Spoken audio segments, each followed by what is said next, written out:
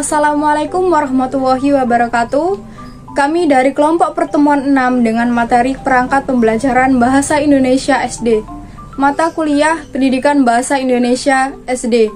Dosen pengampu Ibu Ari Umi Puji Astuti. Sebelum kami memaparkan materi, izinkan kami memperkenalkan kelompok kami.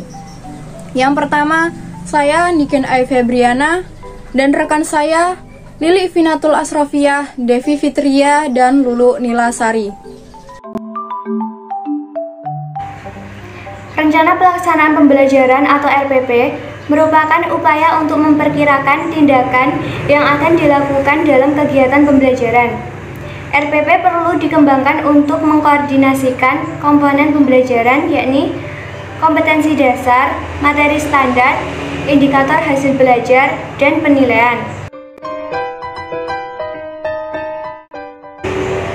Adapun komponen-komponen RPP, Peraturan Pemerintah Nomor 19 Tahun 2005 Bab 4 Pasal 20 menyatakan bahwa perencanaan proses pembelajaran meliputi silabus dan rencana pelaksanaan pembelajaran yang memuat sekurang-kurangnya beberapa hal, diantaranya 1. Tujuan pembelajaran, 2. Materi atau isi, 3. Strategi dan metode pembelajaran, 4. Media dan sumber belajar, dan yang kelima, evaluasi.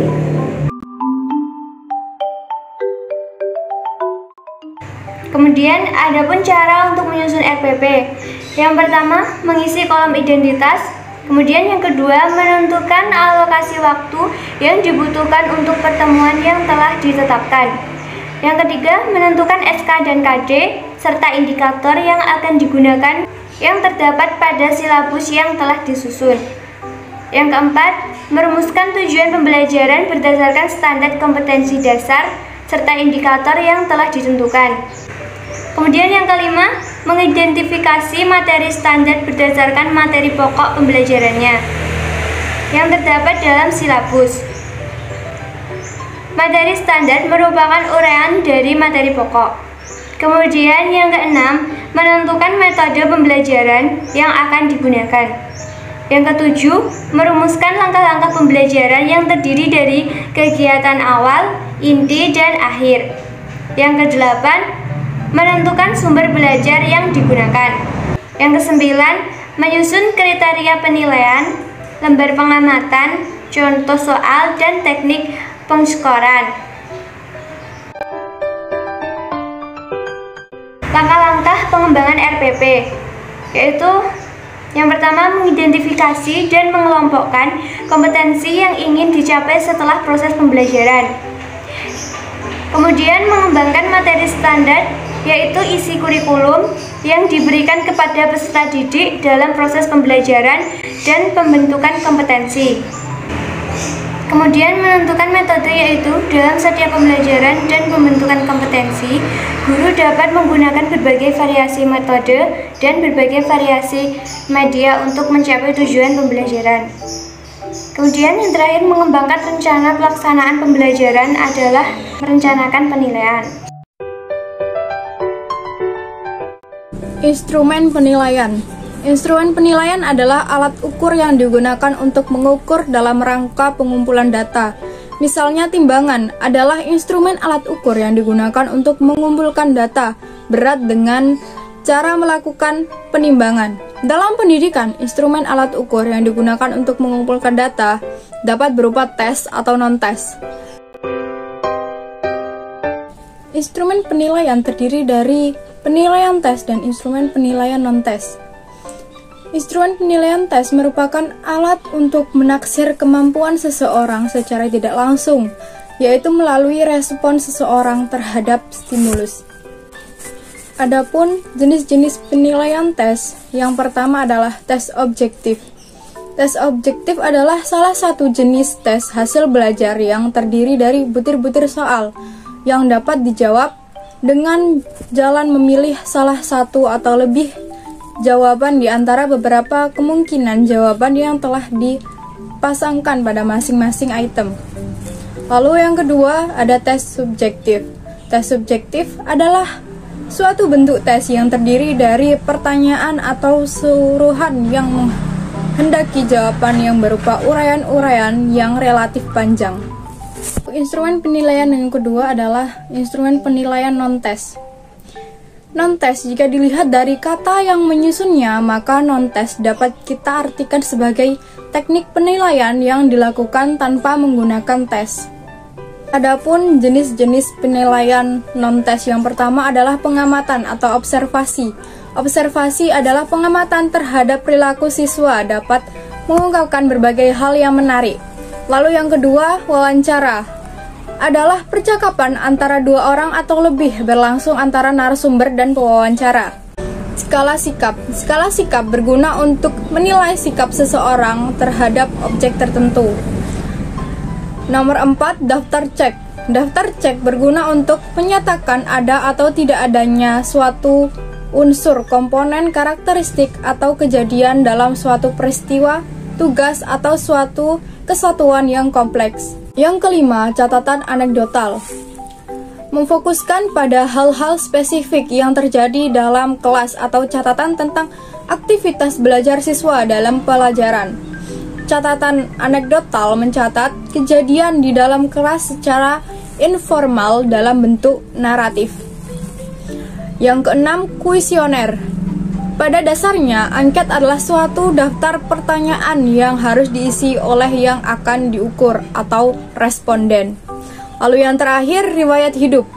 Ini adalah salah satu teknik non-tes dengan menggunakan data pribadi seseorang sebagai bahan informasi penelitian. Dengan mempelajari riwayat hidup, maka subjek evaluasi akan dapat menarik suatu kesimpulan tentang kepribadian, kebiasaan, dan sikap dari objek yang dinilai. Syarat-syarat alat ukur yang baik. Alat ukur apapun yang akan digunakan untuk mengukur data harus memenuhi syarat sebagai alat ukur yang baik. Sebelum alat ukur digunakan untuk mengukur dan mengumpulkan data, alat ukur terlebih dahulu dibakukan dalam sebuah proses uji coba sehingga alat ukur mempunyai ciri tertentu untuk menghasilkan data yang akurat dan handal. Materi selanjutnya adalah bahan ajar. Bahan ajar secara garis besar terdiri dari pengetahuan, keterampilan, dan sikap yang harus dipelajari oleh siswa untuk mencapai standar kompetensi yang telah ditentukan.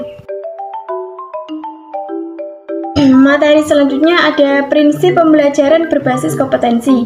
Yang pertama, berpusat pada peserta didik agar mencapai kompetensi yang diharapkan. Yang kedua, pembelajaran terpadu agar kompetensi yang dirumuskan dalam KD dan SK tercapai secara utuh. Yang ketiga, pembelajaran dilakukan dengan sudut pandang adanya keunikan individual setiap peserta didik. Yang keempat, pembelajaran dilakukan secara bertahap dan terus-menerus menerapkan prinsip pembelajaran tuntas, sehingga mencapai ketuntasan yang ditetapkan. Yang kelima, pembelajaran dihadapkan pada situasi pemecahan masalah, sehingga peserta didik menjadi pembelajar yang kritis, kreatif, dan mampu memecahkan masalah yang dihadapi. Selanjutnya, pembelajaran dilakukan dengan multi strategi dan multimedia, sehingga memberikan pengalaman belajar beragam bagi peserta didik. Yang terakhir, peran guru sebagai fasilitator, motivator, dan narasumber.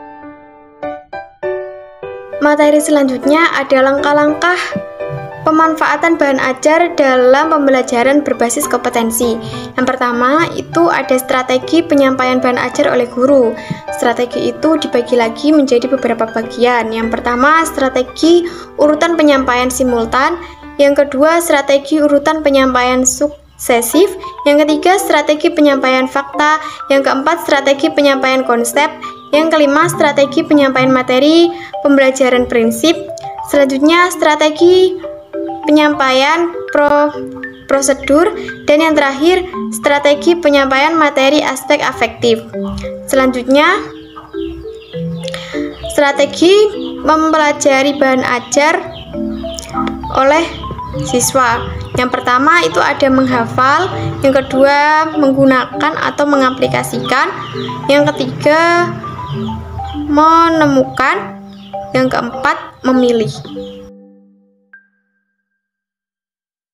Selanjutnya ada prinsip-prinsip pemilihan bahan ajar, itu dibagi menjadi 3. Yang pertama, prinsip relevan artinya keterkaitan. Yang kedua, prinsip konsistensi artinya keajegan. Yang ketiga, prinsip kecukupan artinya materi yang diajarkan hendaknya cukup memadai dalam membantu siswa menguasai kompetensi dasar yang diajarkan. Selanjutnya ada langkah-langkah pemilihan bahan ajar. Itu yang pertama, mengidentifikasi aspek-aspek yang terdapat dalam standar kompetensi dan kompetensi dasar. Yang kedua, identifikasi jenis-jenis materi pembelajaran. Yang ketiga, memilih jenis materi yang sesuai dengan standar kompetensi dan kompetensi dasar. Ini ada sumber bahan ajar. Sumber bahan ajar bisa diperoleh dari buku teks, laporan hasil penelitian, jurnal, pakar bidang studi, profesional, buku kurikulum, penerbitan berkala seperti harian, mingguan, dan bulanan, internet, media audiovisual, dan lingkungan.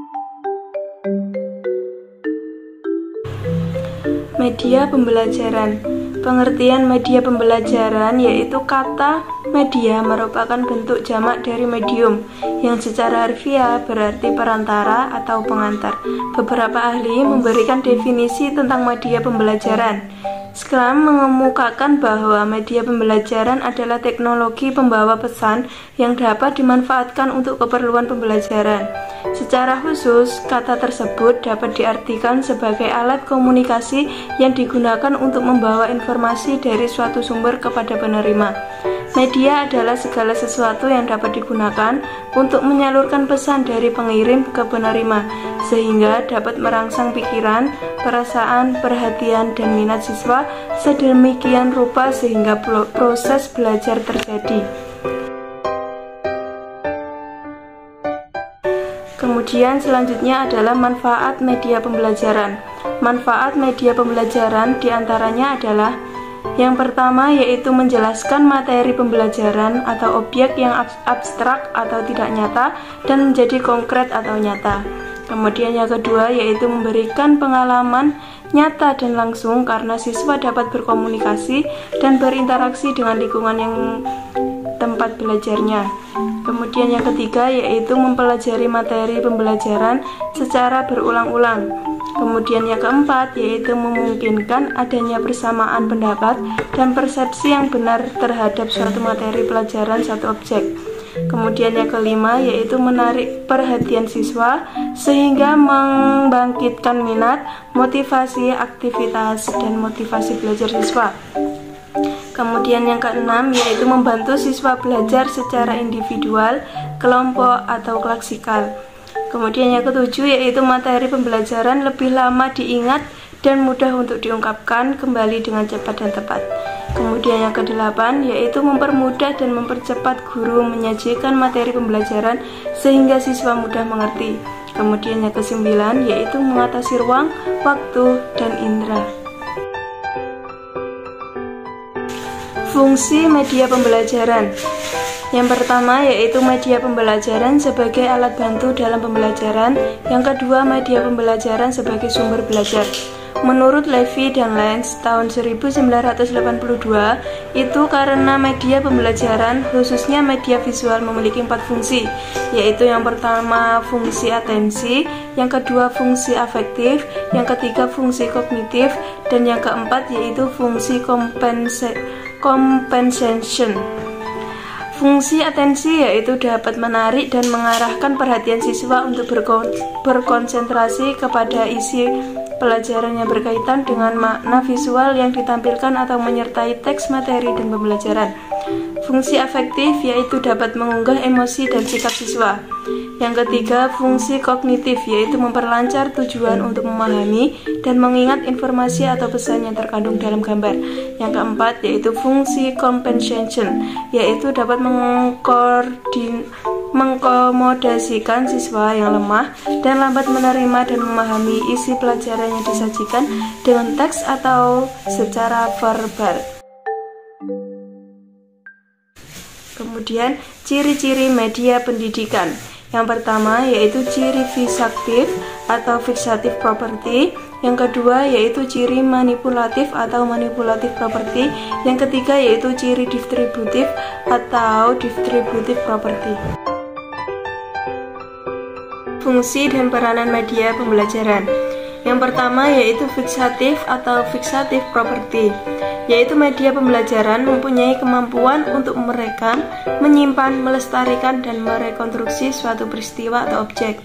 Yang kedua, manipulatif, yaitu kejadian yang memakan waktu berhari-hari dapat disajikan kepada siswa dalam waktu 2 atau 3 menit dengan teknik pengambilan gambar time-lapse recording. Yang ketiga yaitu distributif atau distributive property, memungkinkan berbagai objek ditransportasikan melalui satu tampilan yang terintegrasi dan secara bersamaan objek dapat menggambarkan kondisi yang sama pada siswa dengan stimulus pengalaman yang relatif sama dengan kejadian itu. Dari penjelasan di atas disimpulkan bahwa fungsi dari media pembelajaran yaitu media yang mampu menampilkan serangkaian peristiwa secara nyata terjadi dalam waktu lama dan dapat disajikan dalam waktu singkat, dan suatu peristiwa yang digambarkan harus mampu mentransfer keadaan sebenarnya sehingga tidak menimbulkan adanya verbalisasi. Alasan penggunaan media pembelajaran. Alasan yang pertama yaitu berkenaan dengan manfaat media pengajaran itu sendiri. Antara lain, yang pertama yaitu pengajaran lebih menarik perhatian siswa sehingga menumbuhkan motivasi belajar. Yang kedua yaitu bahan pengajaran lebih jelas maknanya sehingga dapat menguasai tujuan pembelajaran dengan baik. Yang ketiga, metode pengajaran akan bervariasi. Yang keempat yaitu siswa dapat lebih melakukan aktivitas belajar seperti mengamati, melakukan, mendemonstrasikan, dan lain-lain. Alasan yang kedua yaitu sesuai dengan taraf berpikir siswa, dimulai dari taraf berpikir konkret menuju abstrak, dimulai dari yang sederhana menuju yang berpikir yang kompleks, sebab dengan adanya media pembelajaran hal-hal yang abstrak dapat dikonkretkan dan hal-hal yang kompleks dapat disederhanakan. Itulah beberapa alasan mengapa media pembelajaran dapat mempertinggi keberhasilan dalam proses belajar mengajar. Lembar Kerja Peserta Didik atau LKPD merupakan salah satu sarana untuk membantu dan mempermudah dalam kegiatan belajar mengajar sehingga akan terbentuk interaksi yang efektif antara peserta didik dengan pendidik, sehingga dapat meningkatkan aktivitas peserta didik dalam peningkatan prestasi belajar. Adapun tujuan penyusunan LKPD: 1.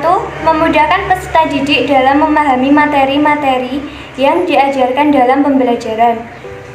2. Memberikan tugas-tugas yang menunjang pemahaman peserta didik terhadap materi yang diberikan. 3. Menjadikan peserta didik lebih mandiri. 4. Meringankan tugas pendidik dalam memberikan tugas kepada peserta didik. Kemudian fungsi LKPD. LKPD memiliki fungsi sebagai berikut. 1. Sebagai bahan ajar yang meminimalkan peran pendidik namun lebih mengaktifkan peserta didik. 2. Sebagai bahan ajar yang mempermudah untuk memahami materi yang diberikan. 3. Sebagai bahan ajar yang ringkas dan kaya tugas untuk berlatih. 4. Memudahkan pelaksanaan pengajaran kepada peserta didik.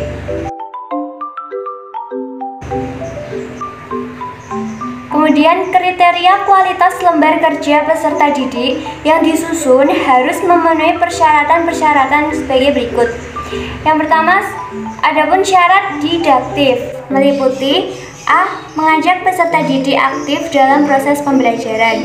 B. Memberi penekanan pada proses untuk menemukan konsep. C. Memiliki variasi stimulus melalui berbagai media dan kegiatan peserta didik sesuai dengan ciri KTSP. D. Dapat mengembangkan kemampuan komunikasi sosial emosional, moral, dan estetika pada diri peserta didik. E. Pengalaman belajar ditentukan oleh tujuan pengembangan pribadi. Kemudian yang kedua ada syarat konstruksi yang meliputi A. Menggunakan bahasa yang sesuai dengan tingkat kedewasaan anak. B. Menggunakan struktur kalimat yang jelas. Kemudian yang ketiga, syarat teknik yang meliputi A. Tulisan, B. Gambar, C. Penampilan. Adapun langkah-langkah untuk menyusun LKPD, yaitu A. Melakukan analisis kurikulum, B. Menyusun peta kebutuhan LKPD, C. Menentukan judul LKPD, D. Penulisan LKPD. Dan dalam penulisan LKPD terdapat langkah-langkah yang harus diperhatikan. Berikut langkah-langkah yang harus dilakukan dalam menyusun LKPD, yaitu A. Merumuskan kompetensi dasar, kemudian menentukan alat penilaian, kemudian menyusun materi, dan memperhatikan struktur LKPD.